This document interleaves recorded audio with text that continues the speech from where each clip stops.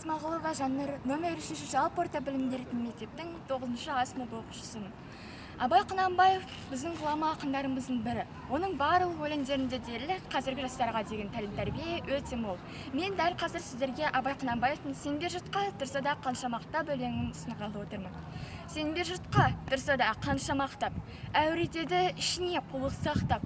Өзіңе сен өзіңді алып шығар, еңбегің мен ақылың екі жақтап.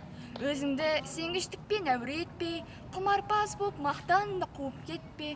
Жұртпен бірге өзіңді қосалдасып, салпылдап, сағым қоған бойың етпе. Қайғы келсе, қарсы тұр құлай берме, қызық келсе, қызықпа оңақ берме. Жүрегіңе сүңгіде түбін көзде, сонан тапқан шын асыл тастай көреме. Ұлы ақын Абай атамыздың 175 жылдығына арналған өлеңдерден үзінді оқу эстафетасын ұстазым Галина Нұраждаровнаға жолдаймын.